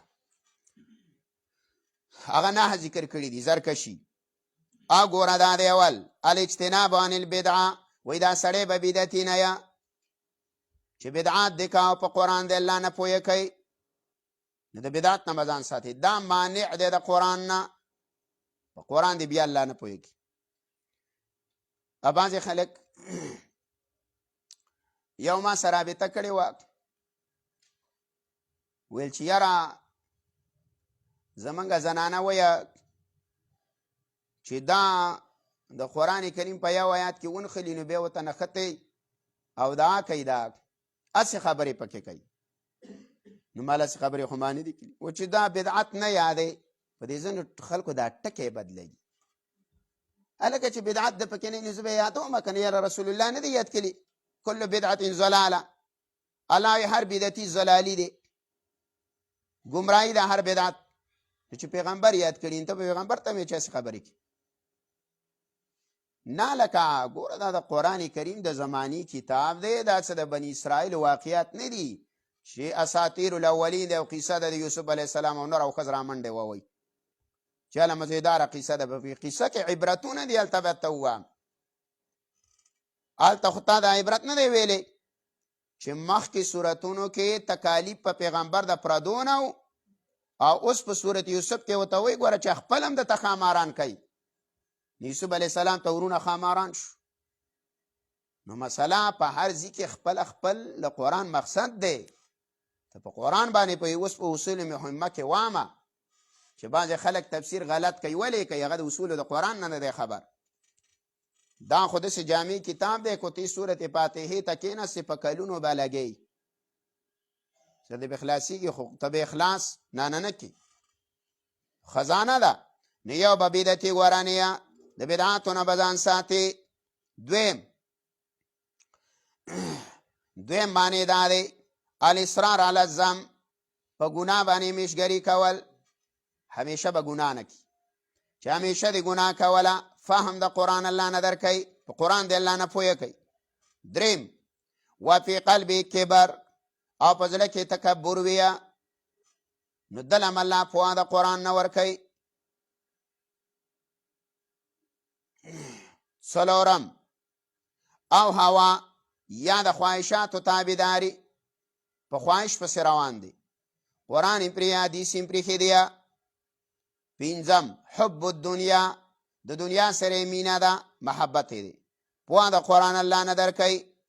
شپږم او یکونو یا وي دا سړی غیر متحقق ایمان دی کامل نه دی، ایمان دی قوي نه دی، نو په قرآن باندې نه پوهېږي. اوما او ضعیف التحقیق، یا د دې سړي تحقیق کمزوری دی، چېرته د اردو رسالې ګوري یا پانسوري، نه لکه تفسیرونه به ګوري د قرآن په آیات پسې. اتم یا اعتماد کیا په قول د داسې مفسر باندې چې هغه علم نشته مګر صرف په ظاهر د مانو، یعنی داسې مفسرینو په قول د اعتماد دی چې هغه مفسر نه دی او هسې په ظاهري مانو باندې پوهه دی، نو فهم د قرآن نه درکوي. نهمه او یکون راجعا الی معقولاته، ای دا سړی معقولاتو ته راجع کوي، نقلیات پریدي. په قرآن کې عقل استعمالوي، یاره وایي دا ځنې وایي که نه وایي زما عقل داسې وایي، لکه ستا بچی و عقل به دی صحیح، ته قرآن او حدیث ته عقل تابع کې نه، دا د نقل دی، د الله کتابه ده. دا موانع دی وساجد څه د فهم د قرآن نه.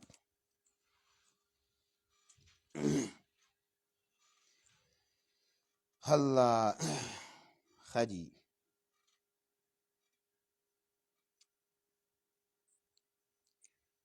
اوس ادب دا خو د قرآن کریم سره سو دا تعلق لره روایاتونه د قرآن.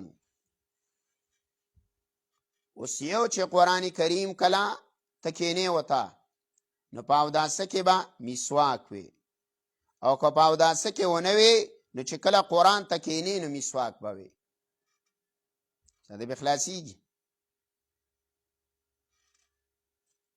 دویمه المنع عن توسد القرآن، قرآن ته به ډډه نه وي. دویم ادب دا دی چې قرآن کریم ته ډډه وال دا منع ده. دریم الاخذ بالیمین، په خلاص به قرآن رالی، په خلاص هر دینی کتاب به په خلاص رالی. صحیح ده؟ مولا علی قاری مولا مرقات کې وی زمانګ د زمانه طلبه وی داغو حال دا دی چې چپلی په خلاص کې راغسی او کتاب په چپ کې، نه لکه چپله پیزار دی په چپ لاس کې راواله او کتاب دینی چې دی دا په خلاص کې راواله. دریمه تحریم مد الرجل الیه، مکروه ده، حرام ده چې قرآن ته په پښې نه غځې، قرآن ته پښې غځول دا څه دي؟ منع دي. بلشته دغه وکړ هغه بره بیټرۍ وړه دې ته کېره چې هغه خو لکه چارج کي کنه ښه، نو پښې غځول دا منع دي. دا ځینې خلک دا بېدبي کوي او دغه ته به لاړ شي حرام ته. بعضې خلک نه دی هغه یا ملاس دي، نو د دې قرآن نه نعوذ بالله داسې اخبار جوړ کړی ملاس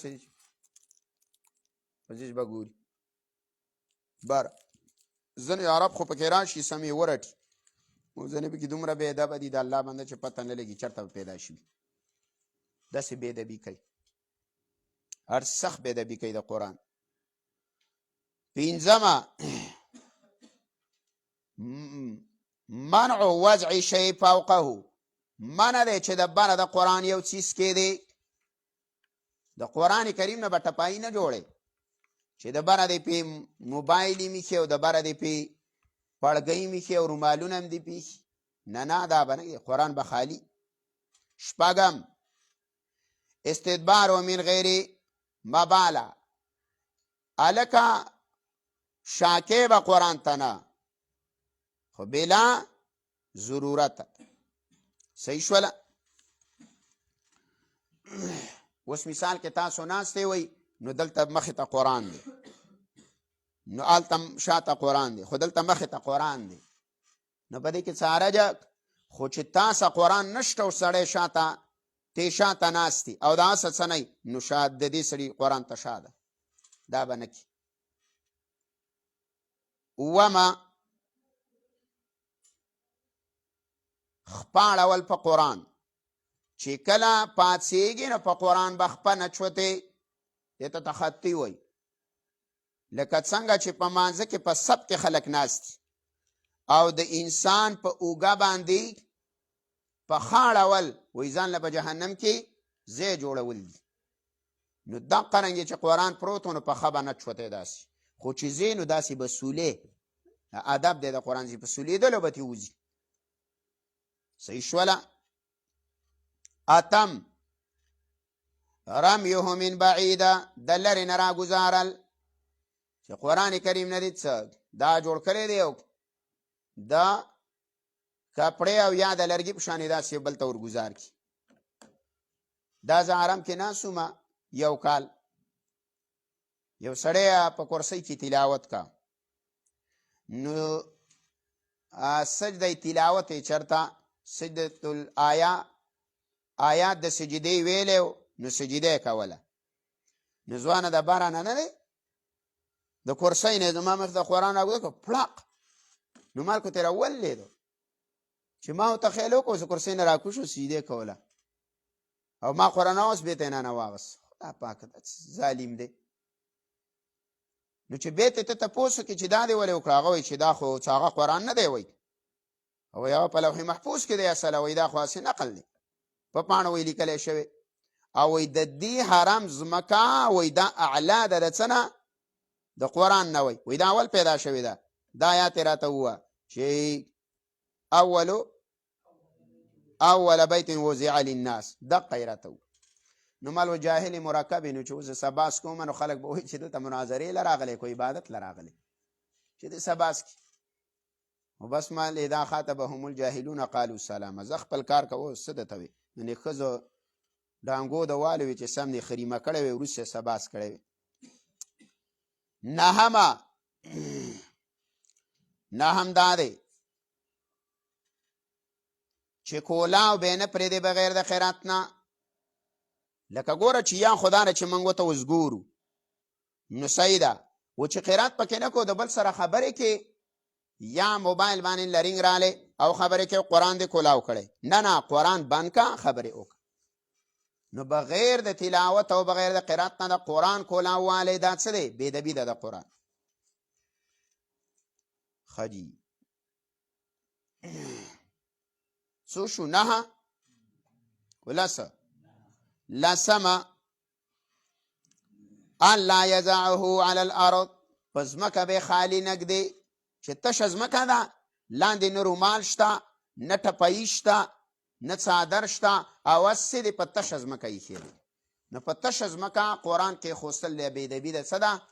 د قرآن کریم ده. یولسم دارنګې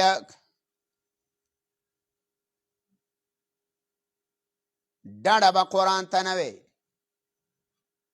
نو یو ځله مخکې ډډه چې هغه بدل ده، دا بدل ده. یو دا ده چې تیل ولې او دا چل دې کړی دی، صحیح شوله، دې ته توسط وایي. او یو دا ده چې قرآن دې شاته پروت دی او ډډه دې ورته والې ده. کتابونه یې شاته پرې دي او کتابونه دې څه جوړه کړې؟ تکیه، او شاته دې ورته ډډه والې دی. د ډبر صاحب یخ صاحب ویل په دغه کې ومه، د کال په تبلیغ کې ومه، وی د کال په تبلیغ کې ومه نو د عربو سمې تشکیل شوی، وی له غرمې آرام هم کولو، وی چې زه راپاڅېدمه نو ویل یو عرب د قرآنونو نه بالغ جوړ کړی دی، ویر ورهوده دی او قرآنونو نه بالغ جوړ کړی، او ویل زه پسې ورغلم دې ګرېوان یې چې الله دې غر کا، قرآن نه دی بالغ جوړ کړی. ویل بس راسه جنګ شو. ویل لانجه خو زه ویل سړی زورور و، خو ویل ما داسې روان کړی په دې جومات کې چېرته کار کېده نو په دې منځ کې ټینکی وه د اوبو. وی سړی مې روان کړی څه مې دا اوبو ټینکی ته ور واچ. نو ویل په دې غاړه ورته ولاړ یم چې سړی خو زورور دی چې راوځي وی مې. نو بیل چې راختو به نو دا سر به مې له بېته څکه ور اچاوه پکې پروت. نو ویل خلک را پاڅېد. ویل چې لکه دا خو میلمه دی او تا میلمه وو او دا خو باراني میلمه نه دي. ویل ما چې د قرآن بېعزتي کړې ده، قرآن نه تکیه جوړه کړې وه، ډډه یې ورته ویل سر اوده وپي. ویل زه بیا ویل چې زه ځم او مشرانو ته شکایت کوم او ځم. هغه خلک پې خفه کېدل چې جومات به خراب شي او بې اتفاقي را. زه ویل چې سړی په سوال او زارۍ راضي کو. ویلې چې پاتې کېږم خو په دې شرط چې دا به راسه خبرې نه کوي. ما چې په تندر دې م نه ولم، زه ما څه ته خبرې کې، خو چې اوس مسله جوړه نه کړي. نو په دې څیز کې هغه ډېر ناکام دي، بېدبۍ کې څخه بېدبیانې بعضې کوي. ښه جي.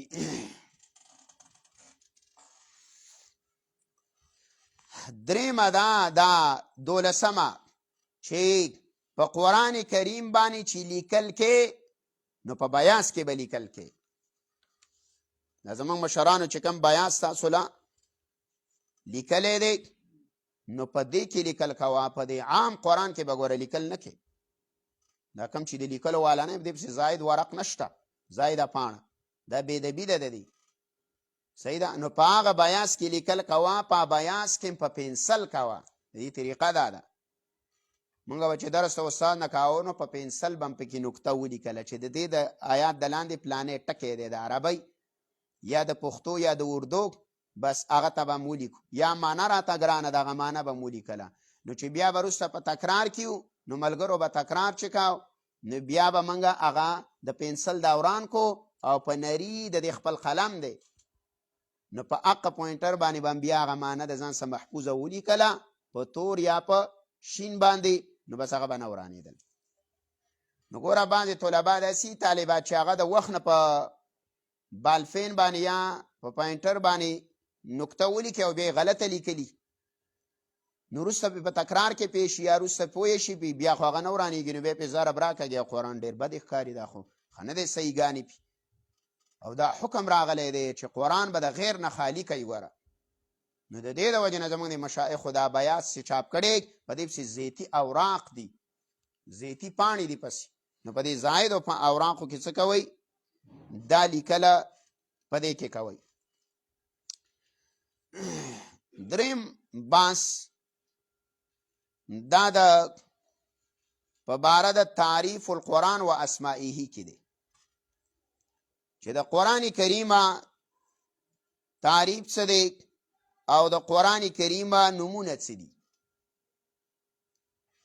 نو د قرآن کریم تعریف خو تا به ویلی ډېر زیات، خو بس دا آسان دی چې القرآن کلام الله و کتاب عربي انزله الله الى محمد صلى الله عليه وسلم بوحي جلي وهو المنقول الينا نقلا متواترا المكتوب في المصاحف. دغه تعریف دی د څه د نور الانوار. ما پکې یو څو ټکي سیوا کړه خو ته حقه ولیکه.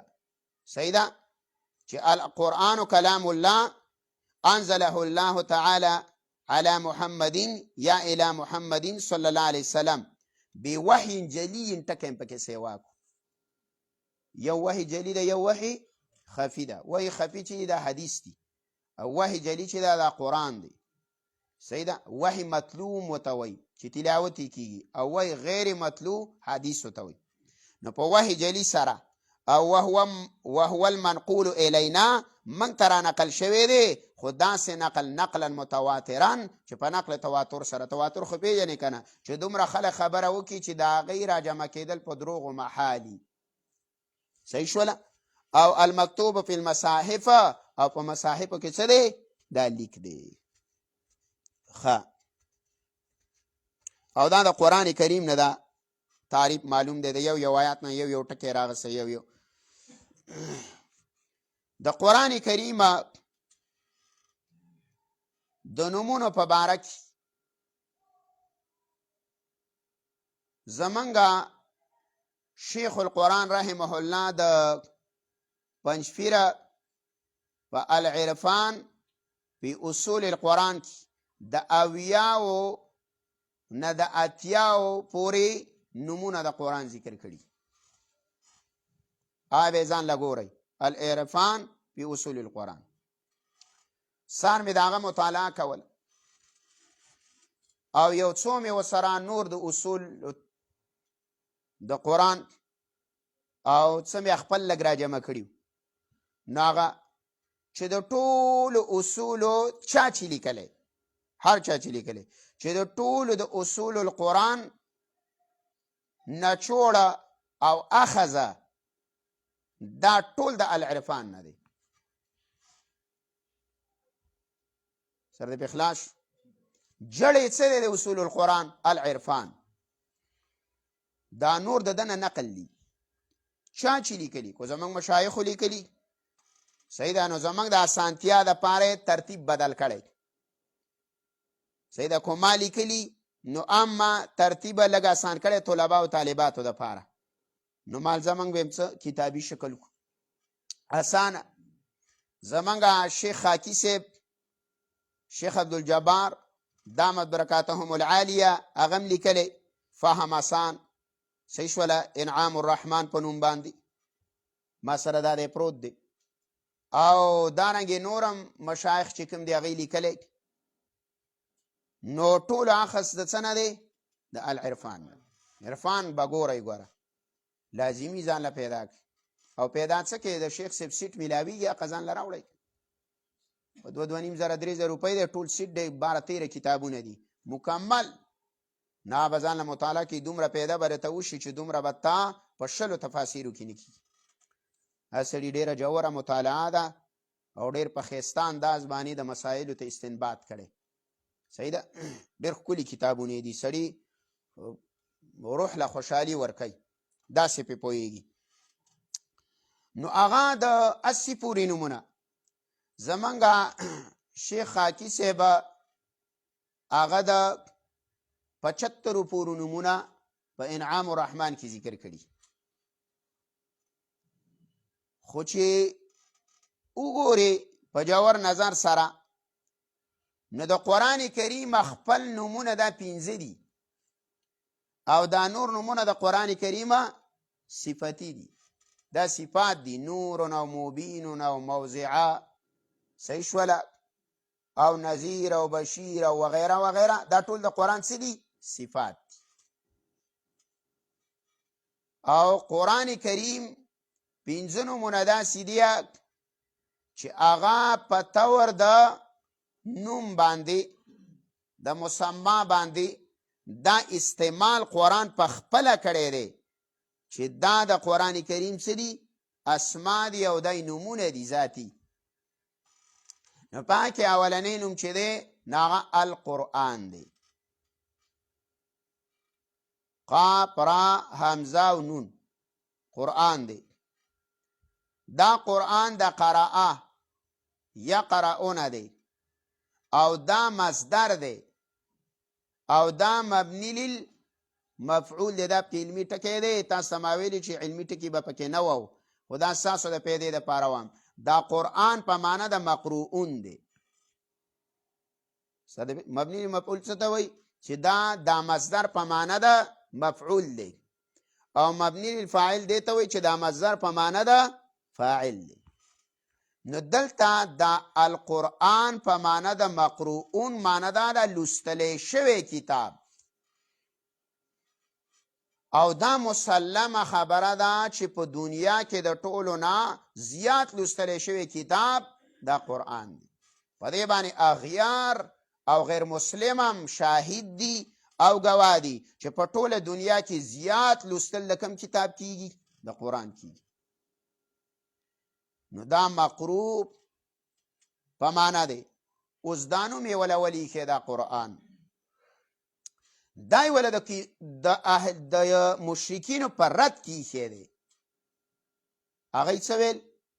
لا تسمعوا لهذا القرآن. ویل دا قرآن ما اورئ. نو کله به شپیلی ول، کله به لاسونه پړقول، کله به نور اذیتونه ورکول. نو اخیره کې دا خبره وکړه څرګنده ځینې وخت کې خلک خلاف کوي داسې پټ پټ نکتې درته وایي. د یو طالب العلم ما ته وایه دلته یو بریلی دی دا کله کله دا دغه ښکلی دا منبرونه او کله محرابونه، نو هغه ویلي وه طالب العلم یې زما نه تپوس وکړو چې چا سبق وی چې د زما نوم یې یاد کړی و چې د دس وی چې دې اوس سبق مه ووه. ویل ما چې ویل چې دا ډېر تیز خلک دی. دی تیز دی ته وایه چې سړی د قرآن او د حدیثو صحیح مسله کوي دا تیز دی، صحیح ده. او چې بدعت کوه شومې خوره او په ذکرونو کې دانګونه ووه بیا اودسه منځونه کوه، صحیح ده. دا شی نه کوه والله کوه دا نرم دی. چې ښه ماته د خوړو په څټ کې د ښه پیړه خوله وه دا نرم دی. او چې قرآن درته وایم حدیثو ته وایم تیز دی. دا عجیبه غونته کې د خلکو تهمتونه تیز دی لکه څه چل مې کړی دی کور ته مې لوري کې دی یا مې ته وی ډانګې مې درپسې راغستې څه چل م کړی. نه ته وایي چې دا نور ویل ما چې نه څه چل پکې دی. ویل چې نه نور څه مسایل خو دی تیز دی ډېر زیات. نو وی که داسې تیزي وه نو دا د محمد رسول الله د صحابه و ده او دا موږ چېرته پرېږدو. دا تمسکو بکتاب الله و سنت رسول الله منګولې ولګوئ د الله په کتاب په سنت د رسول الله باندې. دا په قرآن کریم کې دا جذبه ده. په قرآن کې څه دی؟ جلال. او په حدیثو کې جمال.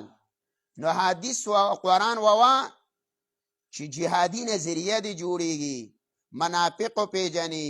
اوس به درته ووایم یهودي وپیژني، مشرک وپیژني، بدعتي وپیژني، رسمي وپیژني، سیاسي وپیژني، باطل پرسته وپیژني چې دا قرآن تا ته ښیي ګوره او حدیث مبارکه ورسره ووا چې هسې نه په مؤمنانو دی لاس شوت کړی.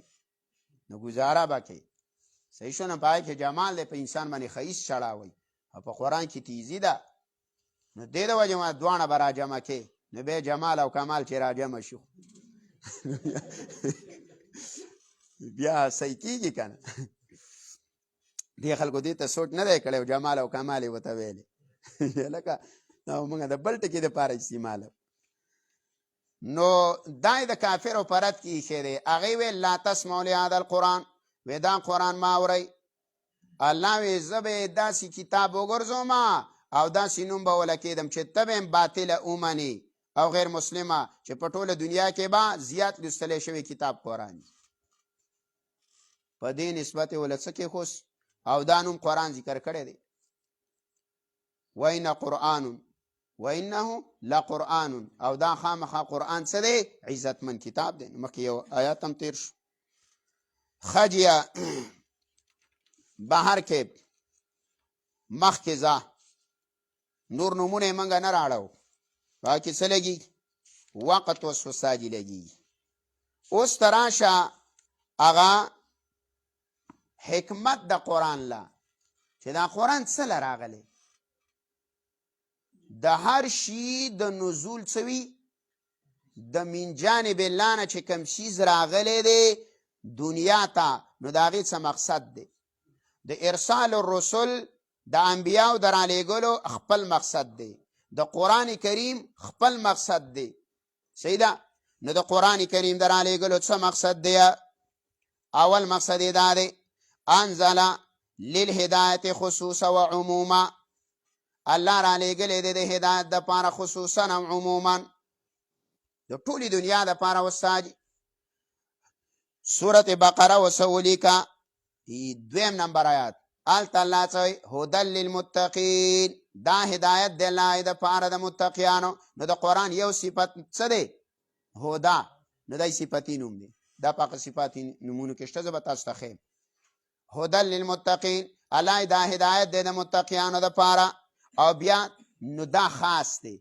ما ته ویل چې هدایت خاصه او هدایت عامه. نو خاص خو متقی لره هدایت دی او عامه نو بیا ورسره وګوره 185 نمبر آیت د بقرې هلته وایي هدی للناس. دا قرآن هدایت دی د خلکو. نو للناس کې تمامه دنیا د ټولې دنیا دپاره هدایت الله قرآن دی. نو هدایت عامه دی 185. صحیح ده ښه جي. دویم حکمت د قرآن دا دی الله ویا دا مې شفا رالیږلې ده د څه دپاره؟ د روحاني امراضو دپاره. دا قانون دی د قرآن. پس افسوس دی چې لږ څه یو 2 میاشتې مخکې شروع کولی نو خبر نو دلته تاسو نه راځئ. مسله دا په کاپیو ماپیو کې لګیا وي. نو د الله ګوره دا قانون دی انسان له 2 څیزونه ورکړي دا ځان سیات ساته. په دې به ته ځان له د جمعې تقریر به یې کې تر دې به خلاصېږي. ځکه زموږ په درس کې خدا پیدا یي چې مقرر هم دنه الله جوړی او ترجمه هم درته یادی. نو انسان یې چې رالیږلی دی نو 2 شیونه انسان له ورکړي، یو روح دی یو بدن. چې بدن نه نو روح ته نینی، چې بدن نه روح نه. چې کله انسان په قبر کې کېږي روح یې خو یې ویستو روح څه نینی ته. او چې کله څه ویه روح نه یا او بدنی نو د هغه څه پیدا نه. خو لرګی سلیپري چې روح یې ترې واغست تش بدن یې درته پرېښوست نو بدن د څه پیدا نه دی. نو چې پیدا نه شته نو ځکه یې قبر ته ورکوز کړه ختم یې کړو. نو 2 شیونه یې وله ورکړه، یو یې وله روح ورکو او یو یې وله بدن ورکو. نو د بدن د صلاحیت دپاره یې وله غذا راولېږله چې ډوډۍ خوره، روش خوره، غټه غوښه، وړه غوښه، صحیح شوه، سره کړې، دارنګې فروټ خوره، مانټه خوره، ماڼه، کیله وغیره چې بدن دې برابري. دا غذا یې راولېږله وله. نو اوس چې دې بدن له ته دا خوراک نه ورکې نو دا بدن خرابېږي که نه؟ بلکل خرابېږي، ختمیږي. دویم یې وله روح ورکو نو دې روح له یې وله غذا راولېږله قرآن چې په روح به څه خورئ؟ قرآن به پې خورئ، تلاوت د قرآن کوئ. نو د روح شفا چې روح بیمارېدلو، روح دې خفه کېدلو، بعضې خلک وایي زړه مې غمجن دی نو یې قرآن راواله که نه؟ قرآن ته کښېنه چې خوشحاله شي. نو روح چې خفه کېږي بدن نه خفه کېږي، ګوره دا روح خفه کېږي د انسان چې روح پکې نه بدن هېڅ شی نه دی. نو دا روح خفه شي نو په دې بدن د دې روح اثر شي. څه د بخلا شو. نو د روح له وله غذا راولېږله چې قرآن کریم او دین اسلام پې یادوه او د دې تذکره کوه او واعتصموا بحبل الله او منګول یې ولګوه د الله په رسۍ پسې.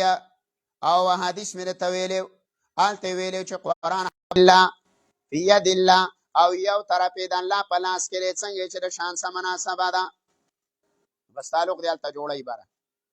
نو دا د روح غذا یې راولېږله دا لا د روح شفا دی په څه کې ده؟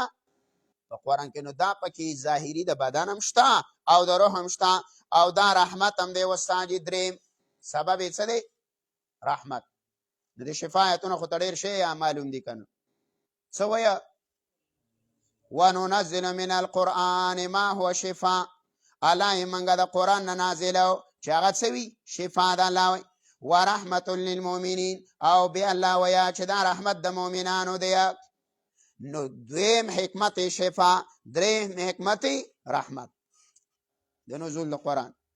څلورم واوره موعظه ده. الله وایي موعظه څه ده؟ نصیحت دی. نو چې صحت درته نه کوو نو بیا خو سرکشه کېږي. نو قرآن یې راولېږو. نو آیات وګوره د سورت یونس 50 نمبر. په سورت یونس کې ویا 50 کې پارا دا 11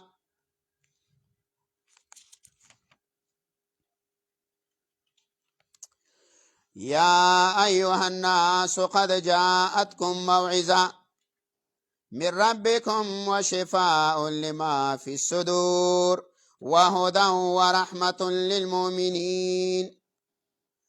الله ویا تاسو لراغلی دی د نصیحت کتابه د طرفه د رب ستاسو نه او شفا هم ده د مرضونو د سینو او هدایت او رحمت هم دی د مؤمنانو دپاره. نو دا موعظه ده. صحیح شوله. ښه دي. پنځمه حکمت د قرآن دا راغلی د پاره د انذار. د څه د پاره؟ د انذار. یېره ورکوه، یېره یې دی. وګوره سورت کهف 2 نمبر آیات. سورت کهف او آیات دی 2 نمبر او پاره د 15. قیما لینذر باسا شدیدا من لدنه ويبشر المؤمنین. قیما لینذر ای لینذر باسا چې ودیریا داغه جنگ سخنه، دا سخ عذاب نه دی ویریا. نو قرآن حکمت یو انذار دی، ویری دی. شپږم للبشاره حکمت د قرآن د نذور زیری دی. وګوره سورت کهف 2 دقه آیات دی.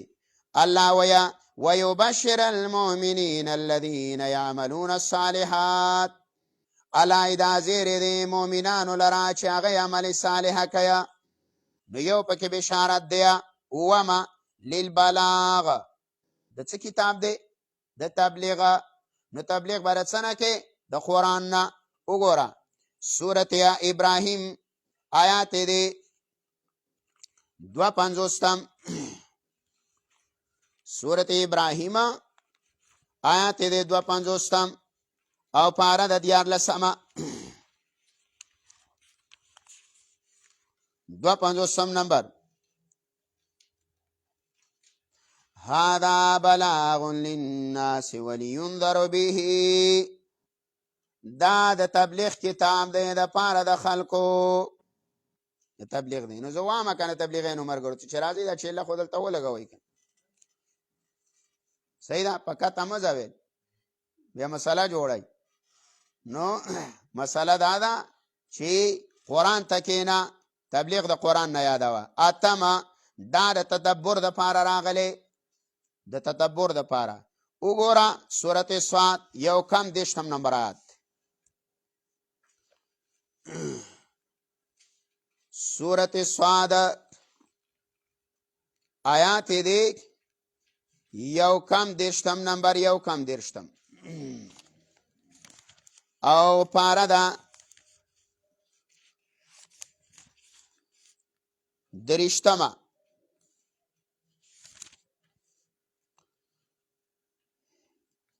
الله وی کتاب انزلناه الیک مبارک لیدبروا آیاته. الله کتاب دې منګ را لېږلی د عزت تا ته پیغمبره مبارکون د برکت نه ډک دی. سلام را لېږلی دی لیدبروا آیاته. الله چې سوچ یې وشي په آیاتونو کې. د تدبر د پاره راغلی دا حکمت دی د قرآن. داسې پسې بل آیات هم ولګوه د سورت نساء 2 ملته څه وایي؟ افلا یتدبرون القرآن. الله دا خلک په قرآن کې سوچ ولې نه کوي؟ نو 2 نمبر آیات دی. نهمه دا تذکره ده، ذکر دی، نصیحت دی، یادداشت دی. وګوره سورت صادم دقه نمبر آیات دی. سو 1 کې وایي ولیتذکر اولو الالباب. دې لملای قرآن را لېږلی دی چې نصیحت دی والی خاوندان د عقل. نو دا د عقلمندو د پاره دی. ښه دي. لسمه د څه د پاره؟ الاخراج من الظلمات الى النور. ای د تیارو نه دې راوباسه، الله رڼا له دې راولو. دې لم قرآن را لېږلی. سورت ابراهیم آیات دی اولنې آیات د سورت ابراهیم 14 پاره کې وایي الف لام را کتاب انزلناه الیک لتخرج الناس من الظلمات الى النور. عزتمن کتاب الله منګ را لېږلی، دې لم را لېږلی دی چې راوباسه دا خلک د تیارو نه الی النور د توحید رڼا راوله. نو دای لسم دی حکمت. او زه وایم چې دا د صفتونه هم بس دی، لسونه هم بس دی که ښه جي.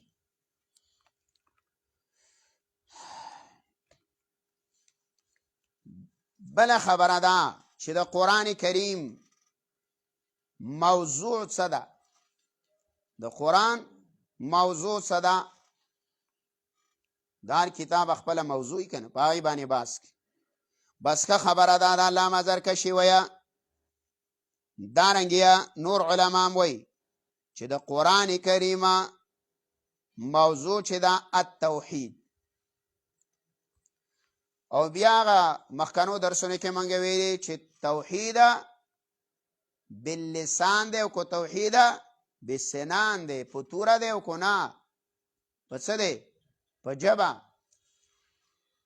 نو الله دې زموږ د مشایخو قبرونه منور کړي. نو تا ته ما ویلي و چې په علامه عبیدالله سندي باندې د جهاد طرف غالبه دی. نو هغه ویه چې د قرآن موضوع توحید ده، خو توحید بسنان دی، توره برالي چې سمیدل نه وی اخیرت ته لیږه. او نور مشایخ زمونږ وی چې نه، د قرآن کریم موضوع توحید باللسان دی، په ژبه باندې د مسله د توحید وکړه. لیکن بعض مشایخ بیا تطبیق کوي. هغه وی د قرآن کریم موضوع التوحید باللسان، دا توحید باللسان او دارنګي چې د دې سره کمه متعلق دی هغه ټول. نو بس بیا پکې تور هم رااله او جواب هم پکې رااله. لا سو په خیر څه دی پکې رااله. بس توحید وما يتبعه ټکی وی، توحید باللسان وما يتبعه چې څه د دې سره څه دي، تابع دي. هغه د دې څه ده، موضوع ده. د قرآن کریم توحید نه باس کوي. صحیح ده. دا قرآن کریم کې یو څو آیاتونه تا ته زوام چې توحید باری تعالی الله یې ثابت کړی دی. وګوره ته سورة انعام آیات دی 106. سورة انعام آیات دی 106 نمبر.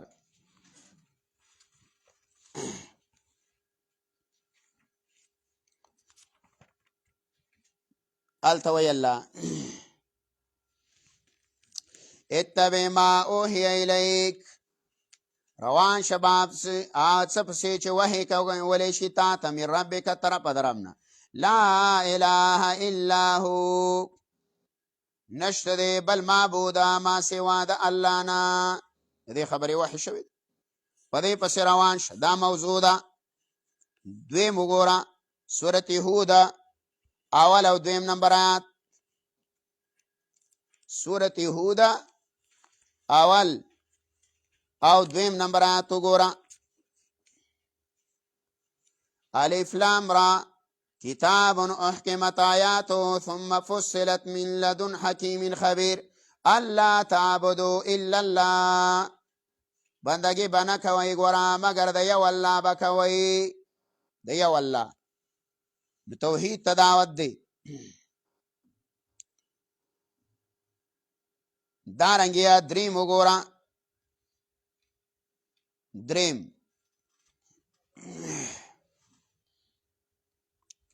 سورت هود 14 نمبر آیات.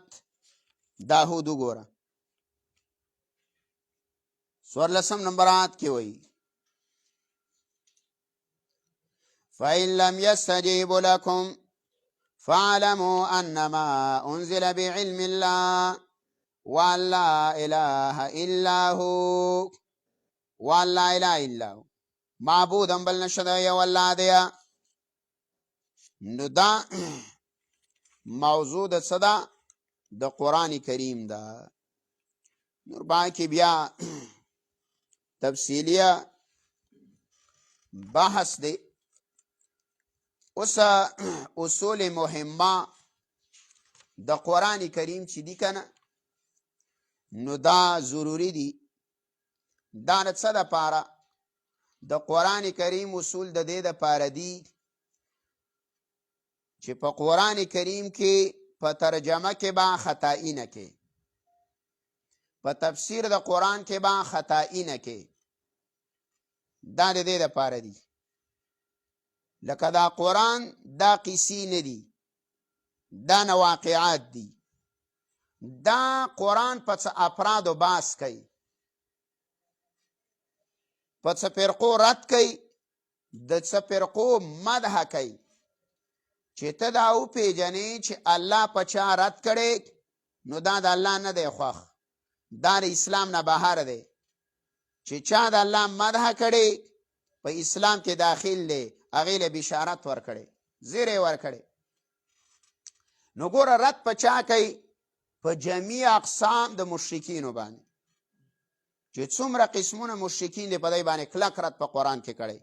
او تاته اقسام وام: مشرکین بالعباد الصالحین، مشرکین بالملائکه، مشرکین بالجن، سیدا مشرکین بالکواکب وغیرہ وغیرہ. څوک د ستورو عبادت کوي، څوک د بندگانو عبادت کوي، څوک د پیریانو عبادت کوي، څوک د ملائکو عبادت کوي، څوک د انبیاو عبادت کوي. الله په دی رد کړی چې نه، عبادت به د یو الله کوي. نه په جمیع اقسام د شرک او مشرکینو باندې. یو دویم رد قرآن کریم کړی په یهودو باندې. دریم رد الله قرآن کې کړی دی په نصاراو باندې. څلورم رد الله په قرآن کې کړی په منافقانو باندې. صحیح ده؟ نو دا خلق به ته پیژنې. پنځم رد الله په قرآن کې کړی په مبتدعاو باندې، په بدعتیانو باندې. شاید قرآن تحریف کوي، لفظي تحریف کوي، معنوي تحریف کوي، د قرآن معنی غلطی. نو په هغې باندې الله څه کړی دی؟ رد کړی دی قوي، او بیا خپله مسله ثابته کړي. صحیح شوله؟ او فرق یې کړی دی په مابین د حق پرست او باطل پرستو کې. ته به حق پرست سره څه نه معلومې؟ د قرآن نه. باطل پرست به څه نه معلومې؟ د قرآن. د حق پرستو الله نښه ذکر کړی، عبادت د یو الله کوي، ایمان بالآخرت لري، ایمان بالرسول لري، ایمان بالملائک لري، صحیح ده؟ ایمان د بعث بعد الموت مني وغیره وغیره. دا نښې دي د هغې. او د باطل پرسته ته به د قرآن نه پیژنې چې څوک به د صفاتو د الله نه منکري، څوک به د قبر د عذاب نه منکري، څوک به د جنت جهنم نه منکري، څوک به د ملائکو نه منکري، څوک به د انبیاء علیه صلات وسلام د انسانیت نه منکري. وی دا بشر نه دی، دا وی نور دی. نو چې قرآن دی نه ویلی، نو حق پرست او باطل پرست پہچان دا وساجي نشي کولی. بیا به فرق په مسائلو کې وکړي. مسائلو کې چې دا مشرکین دی خو منځونه کړي، دی حجونه کړي، دی عمره کړې ده، دی صدقه کړې ده، دی جماعتونه جوړ کړي. اجعلتم سقایة الحاج وعمارة المسجد الحرام. نو ته څنګه کافر وې؟ په خوله کې د کافر دی او کافر دی، جماعتونه جوړوي او حاجیانو له اوبه هم ورکوي، لارې متخی، حجونه هم کوي، عمرې هم کوي، حجر اسود هم ښکلویه، سعی د صفا د مروه هم کوي. نو ته ولې کافر وې؟ نو فرق به الله وکړي چې کافر په دې ټکي دی. څه شی نه مني؟ العبادتو لله وحده، صرف د الله عبادت نه کوي. لکه عبادت کوي خو نور حضرات پکې څه کوي؟ ملګري کوي. نو په دقه ټکي کافر کړي. نور دا معنی چې الله خالق هم دی، الله رازق هم دی، الله مالک هم دی، الله مدبر هم دی، الله مشکل کشا هم دی. دا ټول مني. خدای وایي چې زمونږ یاران و سب کې څه دي؟ ملګري دی او شامل دی. نو د هغې د وجې نه قرآن کریم په هغه باندې کلکه رد وکړو چې ستا عبادت خالص الله دپاره نه دی، ته مؤمنه نشي کېدلی. صحیح ده؟ نو ان شاء الله تعالی هغه به د سبا نه بیا ذکر کو. نن هم بس دغه کافي دی. واخر دعوانا ان الحمد لله رب العالمین.